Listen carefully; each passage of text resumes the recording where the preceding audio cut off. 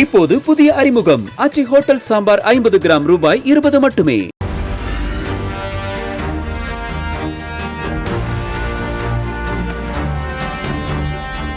சட்டமன்ற தேர்தலுக்கான நாம் தமிழர் கட்சியின் தேர்தல் அறிக்கையை தலைமை ஒருங்கிணைப்பாளர் சீமான் வெளியிட்டிருக்கிறார்.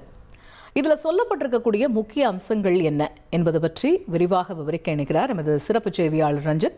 Over to Ranjan. வணக்கம் நேயர்களே. 2010 தொடங்கி 2016 முதல் தேர்தல் அரசியலில் நாம் தமிழர் கட்சி போட்டியிட்டு வருகின்றது.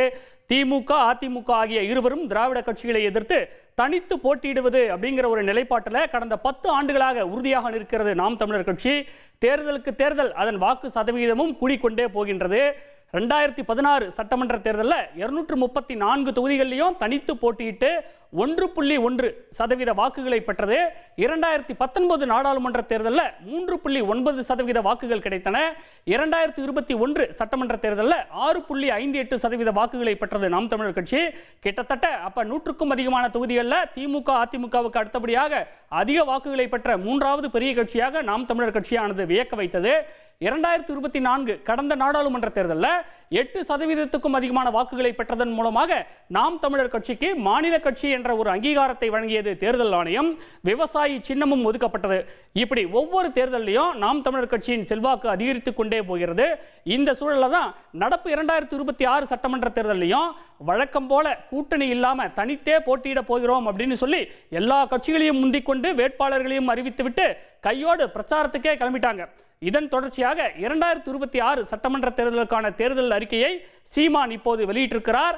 இதுக்கு முன்ன ஆடு மாடு வளர்ப்பதை அரசு வேலையாக்குவோம் அப்படின்னு வாக்குறுதிகள் கொடுக்கப்பட்டது, சர்ச்சையானது.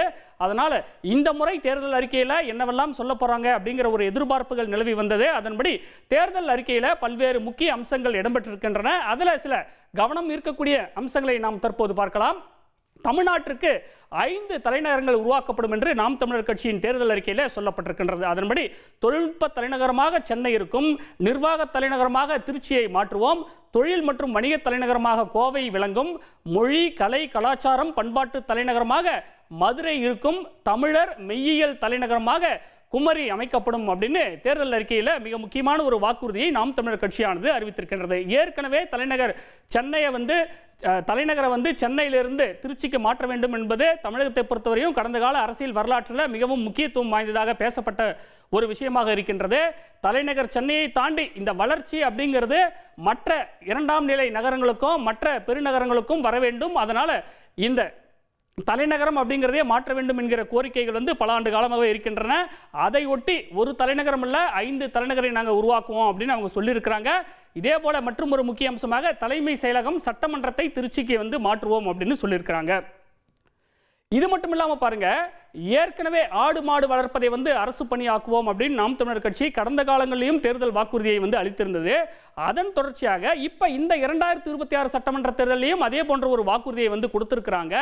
ஆடு மாடு வளர்ப்பதை அரசு பணியாக்குவோம், ஆடு மாடு வளர்ப்பது என்பது அவமானம் அல்ல, அது வெகுமானம் அப்படின்னு அந்த தேர்தல் அறிக்கையை சுட்டிக்காட்டியிருக்கிறாங்க. இது மட்டும் இல்லாமல் வெளிநாட்டு மாட்டினங்களுக்கு நிச்சயமாக நாங்கள் தடை விதிப்போம், உள்ளூர் நாட்டு மாட்டினங்கள் வளர்ப்பதையே நாங்கள் ஊக்குவிப்போம் அப்படின்னு அந்த தேர்தல் அறிக்கையில் சுட்டிக்காட்டப்பட்டிருக்கின்றது. இதே போல தண்ணீர் வணிகமயமாகிவிட்டது இல்லையா, அந்த தண்ணீர் வணிகத்திற்கு நாங்கள் தடை விதிப்போம். நாம் தமிழர் கட்சி ஆட்சிக்கு வந்ததுன்னா அரசே கட்டணமின்றி தூய குடிநீரை எல்லா வீடுகளுக்கும் வழங்கும் என்று அதில் சொல்லப்பட்டிருக்கின்றது. இதே போல 60 வயதுக்கும் மேற்பட்ட முதியவர்கள், கர்ப்பிணி பெண்களுக்கு பிரத்யேகமாக எல்லா மருத்துவமனைகளிலும் 24 மணி நேரமும் செயல்படக்கூடிய மருத்துவ குழு ஒன்றும் அமைக்கப்படும் என்று அதில் சொல்லப்பட்டிருக்கின்றது. தவிர முழுமையான மதுவிலக்கை அமல்படுத்துவோம் அப்படின்னு ஒரு வாக்குறுதி கொடுக்கப்பட்டிருக்கின்றது. தமிழக தேர்தல் வரலாற்றை நம்ம பார்க்கும்போது அண்மை காலங்களில் பூரண மதுவிலக்கு அப்படிங்கிறத திமுக, அதிமுக உள்ளிட்ட பிரதான கட்சிகளே அது தொடர்பாக வாக்குறுதிகளை கொடுக்குறாங்க. ஆனால் பூரண மதுவிலக்கு என்பதற்கு பதிலாக படிப்படியான மதுவிலக்கு, அதாவது முதல் கட்டமாக அந்த கடைகளின் எண்ணிக்கையை குறைப்போம் அப்படின்னு வாக்குறுதியை கொடுத்து அதன்படி செஞ்சும் காட்டியிருக்கிறாங்க.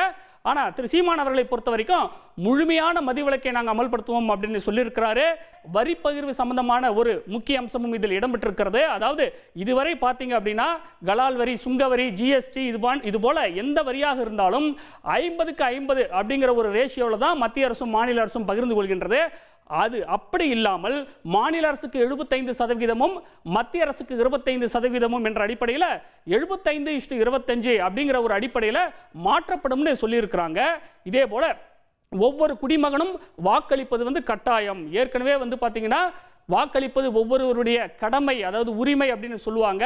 ஆனா இந்த ஒரு முக்கிய ஒரு வாக்குறுதியை இதுவரை வேறு எந்த அரசியல் கட்சியும் அளிக்காத ஒரு வாக்குறுதி அப்படின்னு நம்ம சொல்லலாம். வாக்களிப்பதை நாங்கள் கட்டாயமாக்குவோம். ஏன்னா மொத்தம் இருக்கக்கூடிய வாக்காளர்கள் 60% பேர் மட்டுமே வாக்களிக்கிறாங்க. மீதி 40% பேர் தங்களுடைய ஜனநாயக கடமையை ஆற்றுவதில்லை அப்படிங்கிற ஒரு ஆதங்கத்தை அந்த தேர்தல் அறிக்கையில் நாம் தமிழர் கட்சியானது சுட்டிக்காட்டி இருக்கின்றது. அதனால ஜனநாயக திருவிழாவான தேர்தலில் எல்லோரும் பங்கு பெறணும், ஒவ்வொரு குடிமகனும் வாக்களிப்பதை நாங்கள் கட்டாயமாக்குவோம் அப்படிங்கிற வாக்குறுதி கொடுக்கப்பட்டிருக்கின்றது. மின்னணு வாக்குப்பதிவு முறை நீக்கப்பட்டு ஏற்கனவே பாத்தீங்கன்னா காங்கிரஸ் உள்ளிட்ட எதிர்க்கட்சிகள் மின்னணு வாக்குப்பதிவு இயந்திரங்களின் மேல நம்பகத்தன்மை இல்லை அப்படின்னு தொடர்ந்து சரமாரியாக குற்றச்சாட்டுகளை முன்வைத்திருக்கிறாங்க. இதன் தொடர்ச்சியாக நாம் தமிழர் கட்சியும் மின்னணு வாக்குப்பதிவு இயந்திரங்கள் மேலெல்லாம் எங்களுக்கு நம்பிக்கை இல்லைங்க, அதை கண்டுபிடிச்ச அமெரிக்கா மாதிரியான மேலை நாடுகளிலேயே அந்த முறையானது நீக்கப்பட்டு விட்டது, அதே போல இங்கேயும் வாக்குச்சீட்டு முறையை நாங்கள் நடைமுறைப்படுத்துவோம், அமல்படுத்துவோம்னு சொல்லியிருக்கிறாங்க.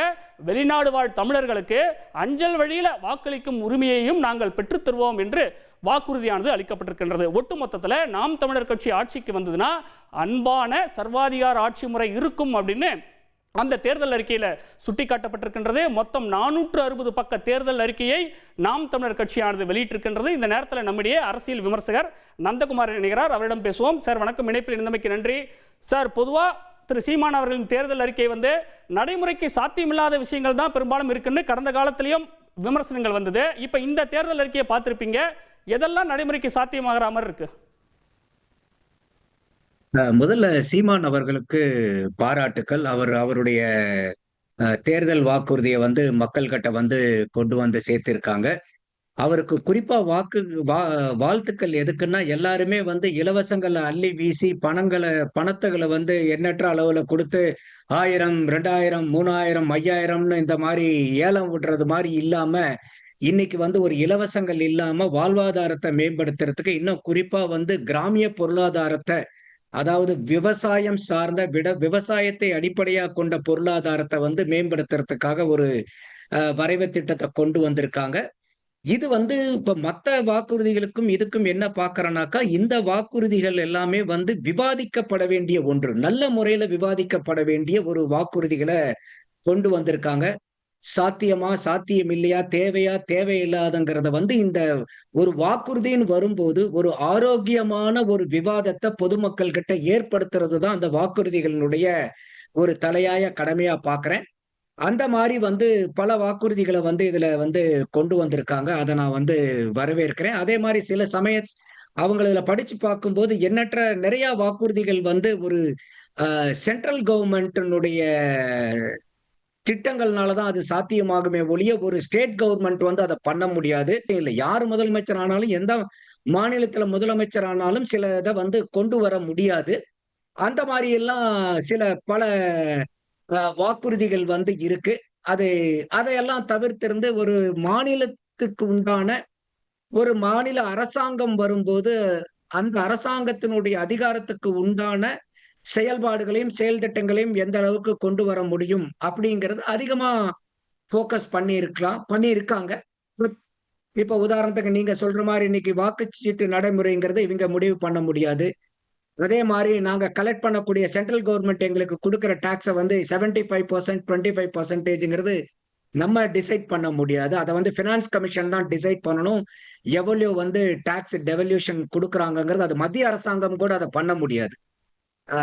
ஃபினான்ஸ் கமிஷன் தான் அதை நிர்ணயிப்பாங்க. ஏன்னா நம்ம கலெக்ட் பண்ணக்கூடிய corporate tax, personal income tax, excise duties, அதே மாதிரி சென்ட்ரல் ஜிஎஸ்டி, இந்த மாதிரி அமௌண்ட் எல்லாம் அவங்க டெவல்யூஷன் ஆஃப் டாக்ஸஸ்க்கு கொண்டு வரும்போது அது ஃபினான்ஸ் கமிஷனுடைய ரெக்கமெண்டேஷன்ல தான் வரும். சார், நிச்சயமா இப்ப நிறைய வாக்குறுதிகள் மத்திய அரசின் வரம்பிற்கு உட்பட்டிருக்கு. ஸோ அவங்களுடைய அனுமதி இல்லாம ஒரு மாநிலத்தால் செய்ய முடியாது அப்படின்னு நீங்க சொல்றீங்க. அதை புரிந்து கொள்ள முடிகிறது.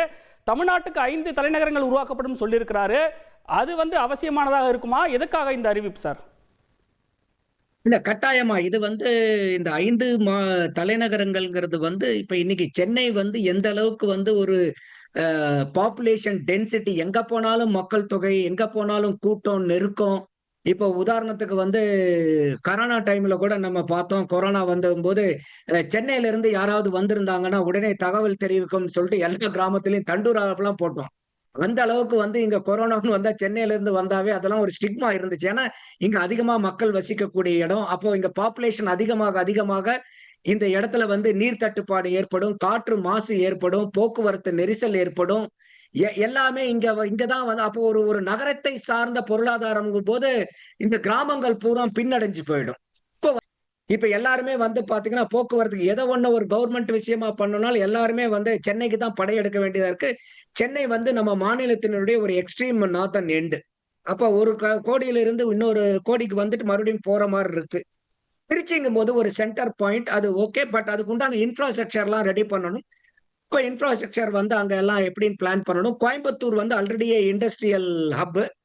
அப்ப அதை வந்து ஒரு இண்டஸ்ட்ரியல் கேபிட்டலா கன்வெர்ட் பண்ணும்போது அங்க வந்து இன்னும் வந்து அது தொழில் வளரும். கன்னியாகுமரி வந்து ஒரு ஸ்பிரிச்சுவல் கேபிட்டலா கொண்டு வராங்க. ஒரு சுற்றுலா தலங்கள், அந்த மாதிரி பண்பாட்டு தலங்கள். மதுரையை வந்து கல்ச்சரல் கேபிட்டலா கொண்டு வராங்க. தமிழர் கலாச்சாரம் சார்ந்து அந்த மாதிரி எல்லாம் கொண்டு வரும்போது இந்த மாதிரி ஒரு 5 தலைநகரங்களை வந்து அவங்க உண்டு பண்றேன்னு சொல்றது வந்து ஒரு வரவேற்க தகுந்ததுதான். அது எப்படி பண்ண போறாங்க, எந்த ஃபேஸ்ல பண்ண போறாங்கங்கிறது வந்து அடுத்த கட்டம். ஆனா இந்த மாதிரி வந்து ஒரு வெறும் சென்னையை மட்டும் மையப்படுத்தி வரக்கூடிய இந்த ஒரு சென்னை பிதுங்கி வழியிற அளவுக்கு இருக்கக்கூடியதை மட்டுப்படுத்தி கட்டுப்படுத்தி வளர்ச்சியை வந்து எல்லா இடத்துக்கும் பண்ணும்போது ஒவ்வொன்றும் ஒரு இந்த மாதிரி 5 கேபிட்டல் வரும்போது அந்த கேபிட்டலை சுத்தி இருக்கக்கூடிய பல மாவட்டங்கள் வந்து வளர்ச்சி அடையும். இப்ப அந்த மாவட்டங்களை சார்ந்து இருக்கக்கூடிய கிராமங்கள் வளர்ச்சி அடையும். அப்ப வந்து இந்த பறந்து விரிந்த வளர்ச்சிங்கிறதுக்கு இந்த திட்டம் வந்து ஒரு ஏதுவா இருக்கும்னு நான் பாக்குறேன் ரஞ்சித். சார், ஆடு மாடு வளர்ப்பது அரசு வேலை அப்படிங்கிறத கடந்த காலங்களில் மற்ற அரசியல் கட்சிகளே வந்து பெரும் விமர்சனங்களை முன் வச்சுது. இந்த முறையும் அதே தான் சொல்லியிருக்கிற நிலைப்பாட்டில் எந்த மாற்றமும் இல்லை. ஆனா இதெல்லாம் வந்து நடைமுறையில் சாத்தியமாகுமா? அதோட அவசியம் என்னவா இருக்கு? இல்ல, இப்ப ஆடு மாடுங்கிறது வெளியிருந்து பாக்குறவங்களுக்கு வந்து ஒரு கேலி கிண்டலா இருக்கும். அப்ப கூட அந்த காலத்துல எல்லாம் படிக்கும்போது சொல்லுவாங்க, நீ சரியா படிக்கலன்னா ஆடு மேய்க்கத்தாண்டா போகணும், மாடு மேய்க்கத்தாண்டா போகணும்னு சொல்லிட்டு.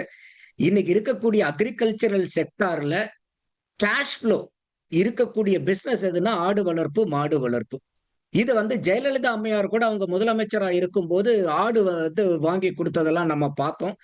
என்னன்னா ஆடுங்கிறது வந்து இப்ப நம்ம பார்ப்போம், நம்ம நிறைய வந்து நான் அந்த செக்மெண்ட்ல ஒர்க் பண்றதுனால சொல்றேன். இப்ப ஒர்க் பண்ணுன முதல்ல அப்ப வந்து நிறைய இந்த ஆடு வந்து இந்த ராமநாதபுரத்துக்காரங்களும் ஆடு மேய்ச்சல் வந்து அவங்க வந்து நொமேடிக் பீப்புள். அவங்க அந்த மாதிரி எல்லாம் போயிட்டே இருப்பாங்க. ஆனா அவங்க கிட்ட போய் பார்க்கும்போது எப்பயுமே ஒரு பாக்கெட்ல வந்து ஒரு 20-25,000 ரூபாய் கேஷ் வச்சிருப்பாங்க. அவங்க என்னன்னா அவங்களுக்கு வந்து ஹாட் கேஷ் ஃப்ளோ பிசினஸ் வந்து அது. சோ அப்ப இந்த ஆடு மாடு வளர்ப்பு, அதே மாதிரி ஒரு மாடு வச்சிருக்கக்கூடிய பெண்மணிகள் கிராமத்துல எல்லாம் வந்து பாத்தீங்கன்னாக்கா உடனே காலையில பால் கறக்கும், சாயந்தரம் பால் கறக்கும். அதை கொடுத்த உடனே அது வந்து அவங்களுக்கு வந்து கேஷ் கொண்டு வரும். சோ அக்ரிகல்ச்சரல் டிபெண்ட் எக்கானமியை வந்து இது பூஸ்ட் பண்ணும். இப்ப ஒரு நாட்டு மாடுன்னு வைக்கும்போது உங்களுக்கு அதிகபட்சமா ஒரு 4-5 லிட்டர் தான் கறக்கும். இதே வந்து நீங்க வந்து ஒரு HFன்னா ஒரு 25-40 லிட்டர் வரைக்கும் பால் கறக்கும் அந்த மாடு. ஜெர்சி மாடுனா ஒரு 25 லிட்டர் வரைக்கும் கிடைக்கும். இப்போ வந்து நீங்க ப்ரொடக்டிவிட்டியை வந்து ஒரு பக்கம் குறைச்சிட்டு அவங்கள கவர்மெண்ட் எம்ப்ளாயி ஆக்கிட்டு அவங்களுக்கு நீங்க பிக்சட் ரெவென்யூ கொடுக்கும்போது பினான்சியலா வந்து ஃபீசிபிளாங்கிறது மட்டும் பார்க்கணும். மற்றபடி இந்த ஆடு மாடு வளர்ப்பு தொழில்ங்கிறது வந்து நல்ல திட்டம், கேஷ் ஃப்ளோ கொடுக்கக்கூடியது. ஆனா இதனுடைய பினான்சியல் ஃபீசிபிலிட்டி எப்படி ஒரு கவர்மெண்ட் எம்ப்ளாயியா நீங்க அதை மாத்தும் போதுங்கிறது it's subject to in depth study. Ranjith, நன்றி சார். நன்றி சார். இணைப்பில் வந்து உங்களுடைய கருத்துக்களை பகிர்ந்துள்ளமைக்கு மிக்க நன்றி. நேயர்களே, நாம் தமிழர் கட்சியின் இந்த தேர்தல் வாக்குறுதிகள் எதிர்வரும் சட்டமன்ற தேர்தலில் என்ன தாக்கத்தை ஏற்படுத்த போகிறது என்பதை பொறுத்திருந்து பார்க்கலாம்.